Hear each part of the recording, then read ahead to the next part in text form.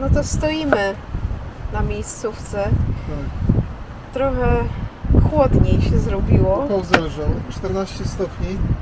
Stwierdziliśmy, że się nie ruszamy dzisiaj, bo i tak suszymy tą podłogę. Co jakiś czas wymieniamy papiery. Zrobiliśmy taki przeciąg pod wykładziną. Podłożyliśmy kamienie. No jakoś to może od wiatru trochę wyschnie. Obiadek trzeba zrobić. Właśnie, miały być kiełbaski na patyku, Tak, ale tak wieje. że nie ma co. Ale zrobimy sobie kiełbaski w inny sposób. Oczywiście. Jakoś przetrwamy. A rozmawialiśmy z mechanikiem naszym, że najprawdopodobniej zatkał się po prostu odpływ od skroplin, więc wybiło po prostu tam, gdzie dało radę.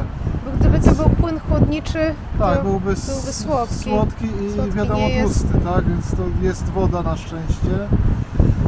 Natomiast no zobaczymy, czy uda nam się coś znaleźć w internecie, samemu to przetkać, czy będzie trzeba jakiegoś tutaj mechanika jednak w Estonii, no w ogóle w Estonii znaleźć, który nam to po prostu weźmie i przedmucha, tak? Sprężonym powietrzem, który wejdzie pod auto i no zobaczymy. Na razie trzeba coś zjeść. Tak, a że jest dzisiaj piątek, więc... Aha, no Kiełbasę. tak właśnie, to kiełbasa, no ale nie to chciałam. No tak, mechanika Tak żadnego. wyszło. I tak by nam mechanik przez weekend pewnie nic nie zrobił, to Więc to nie będziemy byśmy używać. musieli po prostu gnać.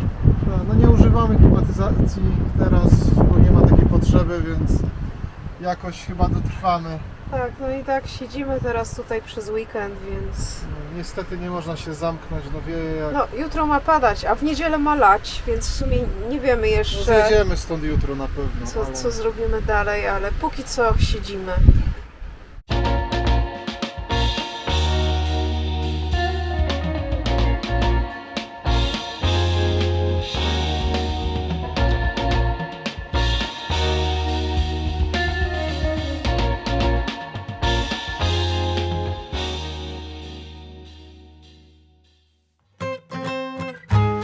Witajcie! Na szczęście ten nasz przymusowy przestój odbywa się, jak to zwykle bywa, na estońskich RMK w bardzo przyjemnych okolicznościach przyrody. Tak więc oprócz suszenia szoferki, odcinek rozpoczynamy od małego relaksu na miejscówce, więc siłą rzeczy zobaczycie, jak mija nam ten z konieczności leniwy, zwyczajny dzień.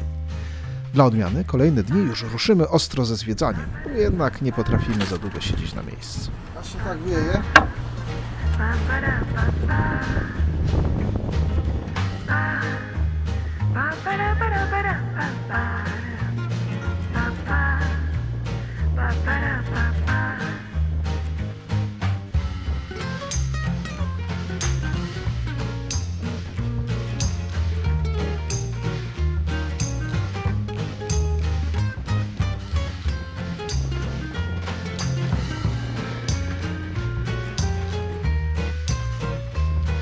Jakby kogoś interesowały sprawy higieniczne, to jest tak.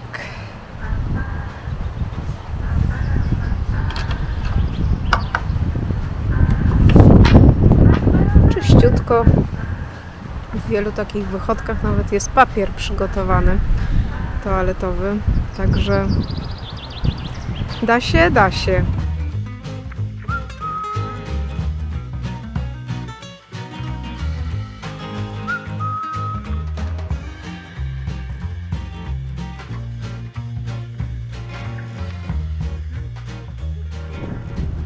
Taki kempingowy dzień na RMK może być bardzo przyjemny, gdyby nie tak zimno w sumie. A nie, gdyby było w sumie zimno, ale nie mielibyśmy wybebeszonego samochodu, to moglibyśmy się wreszcie zamknąć, tak jak się odgrażaliśmy.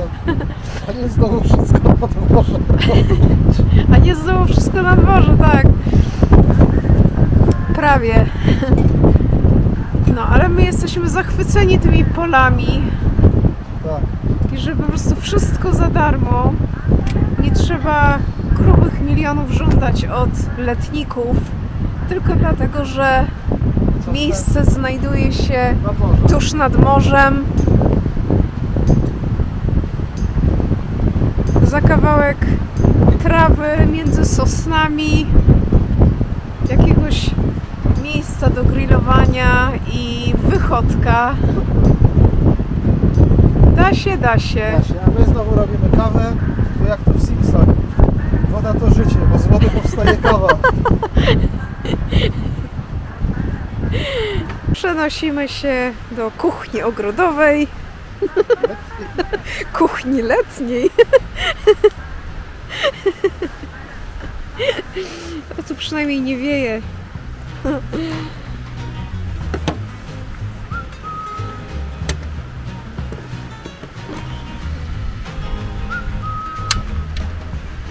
Kuchenka sprytwana wersji 1.0.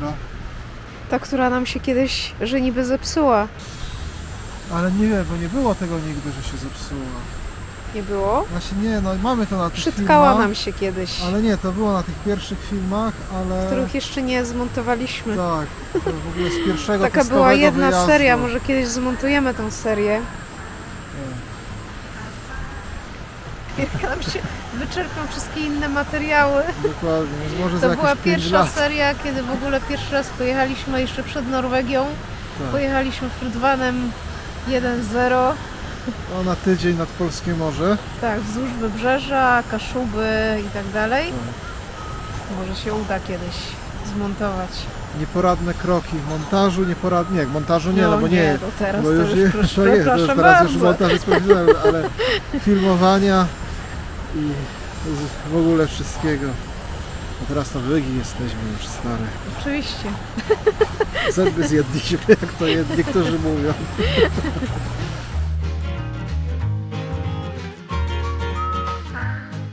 Nie, to teraz ty kulasz. Niebieski. Gdzie w chmury zajdzie. Dlaczego Monika zostaje na Manhattanie i nie przeprowadza się do Tulsy z Chandlerem? No roboty dostaje. A tą Javą.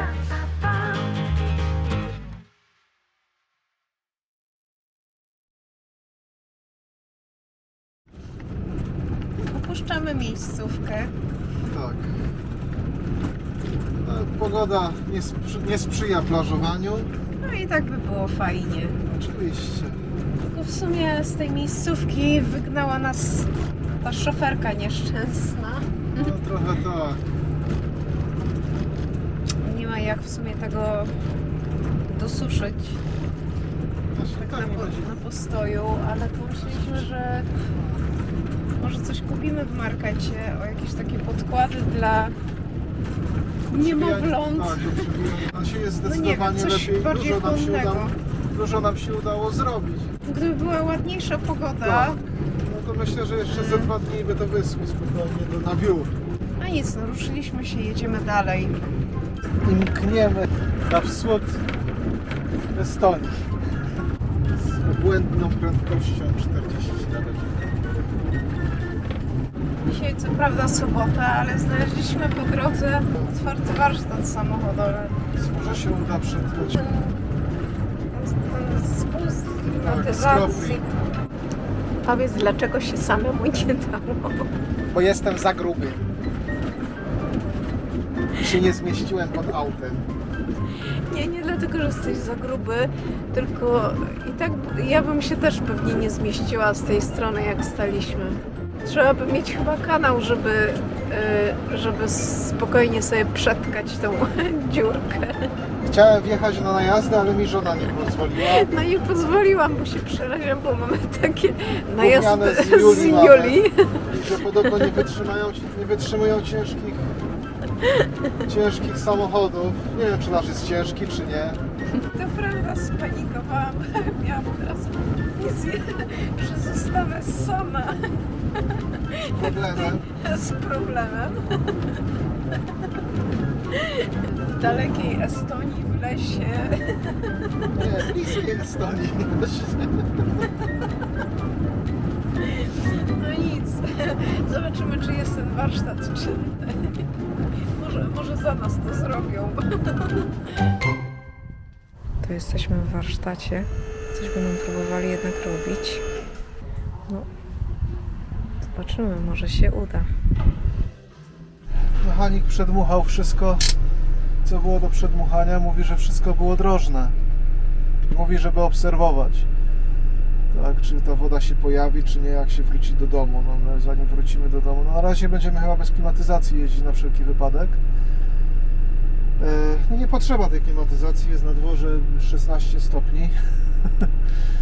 No będziemy obserwować, co się dzieje, no i tyle. A za to wszystko mechanik wziął 5 euro. No, na szczęście mówił takim łamanym angielskim jak i ja, więc się dogadaliśmy. Do Walki wjechaliśmy. W stronie łotewskiej. Walga. To jest takie miasteczko, że połowa należy do Łotwy, a połowa do Estonii. Walka łotewska, Walga estońska. Z tego, co tam wyczytaliśmy, to może ta trochę lepsza część, taka może bardziej reprezentacyjna, jest w Estonii. Tutaj tylko blokowiska są po tej stronie. Podobna sytuacja jak ze Zgorzelcem. Też starówka i ratusz, rynek. Jest Gerlica, Zgorzelec. Specjalnego. No, takie podzielone miasto kolejne. Tutaj jak Cieszyn. Wszystko co ładne to w sumie u nas rynek, zamek, a w czeskim Cieszynie niewiele. Dobre piwo i dobre jedzenie. A, to prawda. Tutaj w Walce łotewskiej flaga dumnie powiewa. To chyba taki rynek tej części łotewskiej. No, chyba chodzi tutaj o te tarcia właśnie, żeby pokazać swoją niezależność etniczną, ale to jeszcze w lewo. jak będziemy chodzić, to Wam opowiemy, jak to tutaj, o co tutaj chodziło. Koniec Walki i wjeżdżamy do Walki.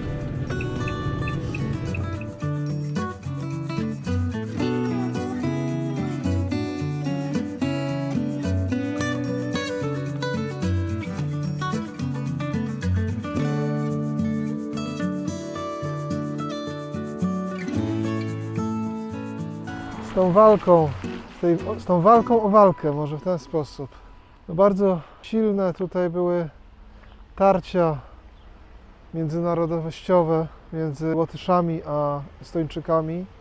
Do tego stopnia, że aż było 6 różnych cmentarzy, żeby nie daj Boże nikt się nie wymieszał między sobą ze względu albo na wyznanie, albo na właśnie narodowość. Dlatego w latach 20. XX wieku, kiedy Estonia i Łotwa odzyskały niepodległość, podzielono właśnie walkę. Ta większa część była jakby Estończyków, chociaż miasto historycznie należało do Łotwy. Tutaj jesteśmy przed zachowanym, ładnym, drewnianym, starym ratuszem. A jadąc tutaj przez walkę i patrząc, gdzie coś się znajduje na mapie, natknęliśmy się na ciekawy, aż sami zobaczymy, co tam jest napisane, wątek polski. W hołdzie Stefanowi Batoremu, królowi Polski, wielkiemu księciu litewskiemu i księciu Siedmiogrodu, który w 1584 roku nadał Waldze prawa miejskie. Taki pomnik, tablica na rozdrożu. Ale mamy akcent polski, tak, no były to kresy, były to ziemie Rzeczypospolitej obojga narodów. Niedaleko stąd od Pskowa, który był miastem granicznym między Rzeczpospolitą a Księstwem Moskiewskim.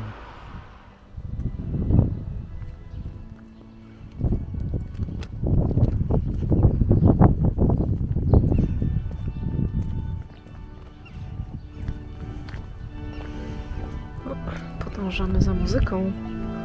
Tak. Są jakieś pewne zabytkowe organy leśne.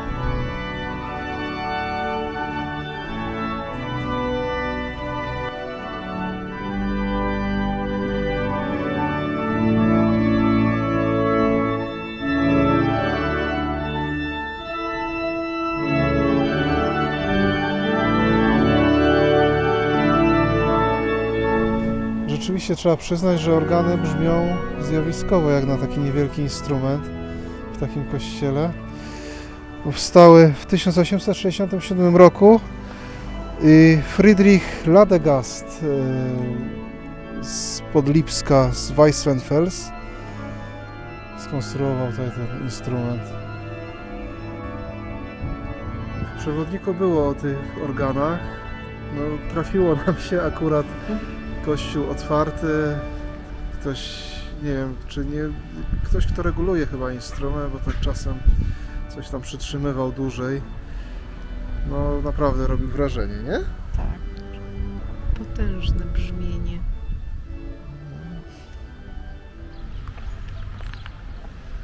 Wymarłe troszkę miasteczko, ale taka typowa prowincja.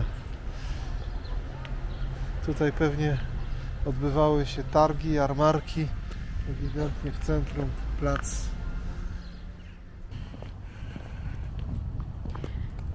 No ale gdybyś tak sugerować przewodnikiem naszym ulubionym, Tak jest. To byśmy byli bardzo rozczarowani. bardzo byśmy byli rozczarowani. No Ale- w sumie tak zaznaczyliśmy chyba kiedyś w przewodniku ze znakiem zapytania? Czy Tak, w ogóle... ze znakiem zapytania, że może tak, może nie. Tak, ale ostatnim razem jak byliśmy w Estonii, to To raczej zachodnią część przyjechaliśmy i północ, a tutaj tą wschodnią tak, część nie byliśmy tutaj. tak, ominęliśmy. Teraz jesteśmy tylko dlatego, że jedziemy w takie ciekawe miejsce.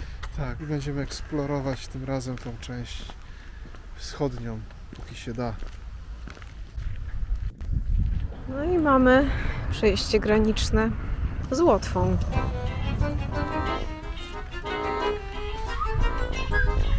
Co, przekraczamy? Przekraczamy.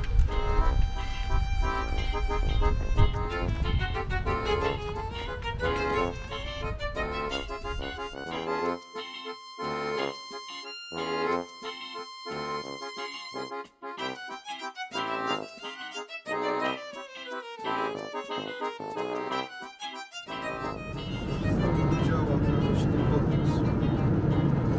Koniec się podniósł. Się podniósł, a teraz nagle opadł. Teraz znowu opadł? Opadł, ale się podniósł już w tej chwili, ale... Właśnie, bo coś nam nie działa ten pływak. Tak, właśnie on nam się uszkodził w czasie zakładania wymastu. Udało nam się go jakoś tam podkleić, no ale widać coś po powrocie do Polski będzie trzeba wymienić ten pływak. Więc trzeba liczyć na kilometry, a nie na wskaźnik.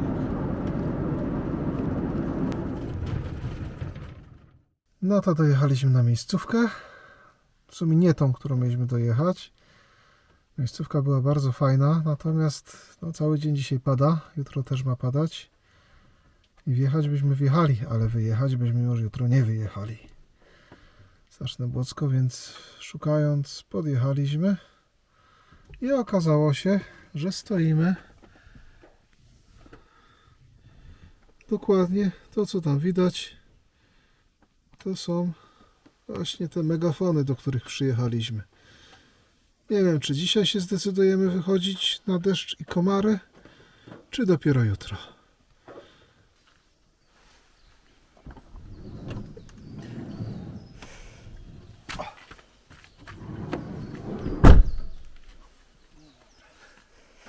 To Dzień dobry. Dzień dobry. Idziemy zwiedzać wśród chmary komarów.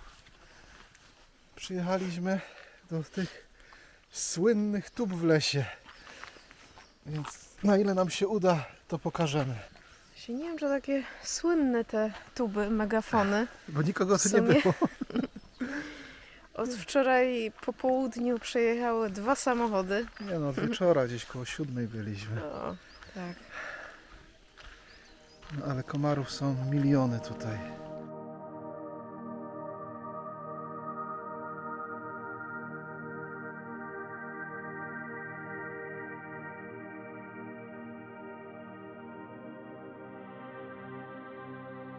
Megafony W 2015 Były- roku powstały. właśnie niedawno, w 2015 przez grupę chyba studentów Tak, Yy. studentów architektury na architektury Akademii wnętrz. Pięknej w każdym razie chodzi o to, żeby nasłuchiwać, co las ma do powiedzenia. I generalnie chyba założenie było takie, że teraz właśnie słuchamy matki natury przez te megafony, a megafony same w sobie zostaną kiedyś też wchłonięte przez las.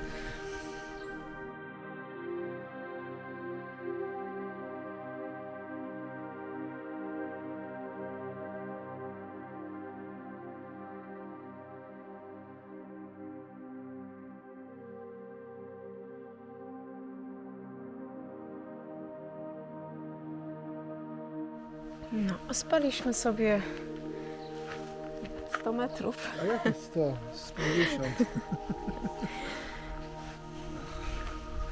Bo RMK, a to już mówiłem chyba wczoraj, parking był tak podmokły, żebyśmy stamtąd nie wyjechali już.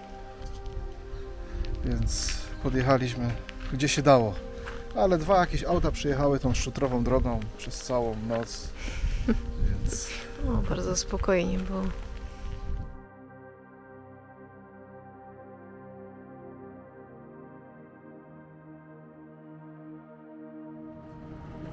Jak zwykle jesteśmy zachwyceni naszym kamperem.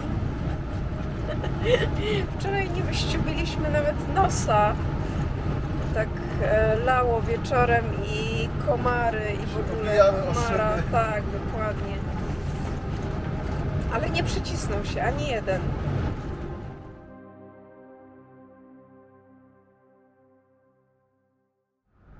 jesteśmy w Tartu, stanęliśmy pod marketem, jakiś kwadransik od rynku. Jakaś hala targowa.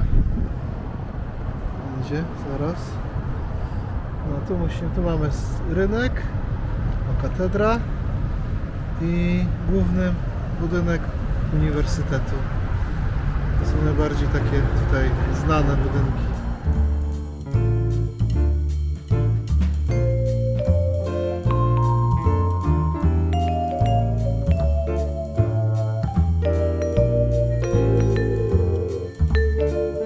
Nie bylibyśmy sobą, gdybyśmy nie przechodząc nie weszli do hali z jedzeniem.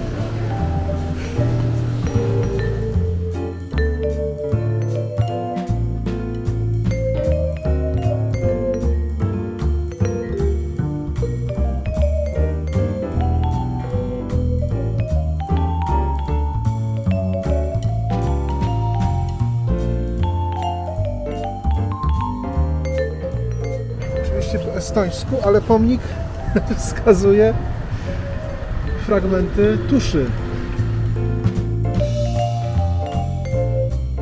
Nie wiem, czy to widać na filmie.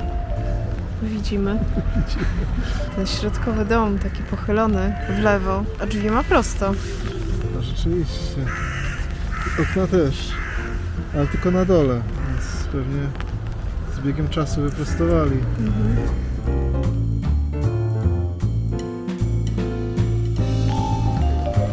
Prosto trafiliśmy na jakąś imprezę samochodową. No, mamy szczęście, nawet mamy jakiegoś Mercedesa MB 100 na kampera przerobionego. Jak widać, pogoda nam dopisuje, ale nie o pogodzie miało być, więc Tartu jest drugim co do wielkości miastem w Estonii, słynie z uniwersytetu, do którego zaraz podejdziemy. Natomiast chciałem zwrócić uwagę na powiewające biało-czerwone flagi tutaj na rynku. Otóż biało-czerwoną flagę nadał Tartu właśnie Stefan Batory, czyli król Polski, stąd taki troszeczkę może nas Polaków mylący akcent. Gdyby nie ten herb po środku, który jest no inny od orła oczywiście. A ponieważ to miasto uniwersyteckie, to mamy też akcent studencki. Para studencka całująca się, jest to podobno tradycyjne miejsce spotkań w czasie obchodów dni właśnie tutaj Tartu.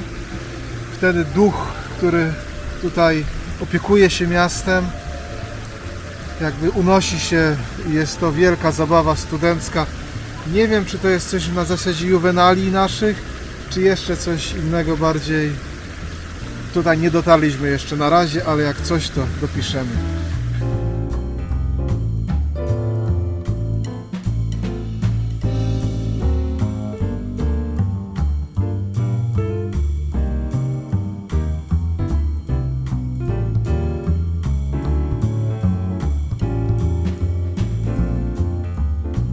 Dotarliśmy pod główny budynek uniwersytetu tutaj w Tartu.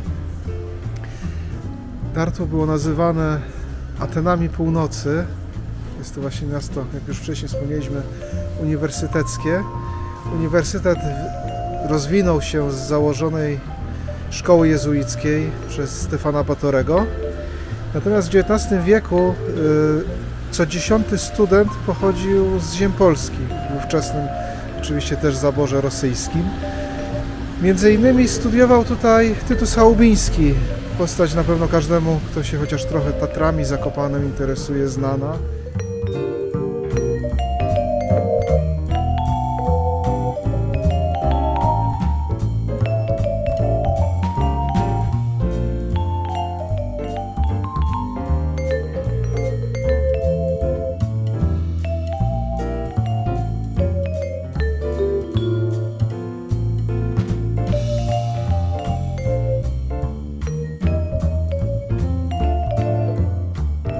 W czasach carskich miasto nazywało się Dorpat, stąd właśnie ci studenci, którzy tutaj studiowali, między innymi właśnie polscy, cała ich diaspora była nazywana Dorpatczykami.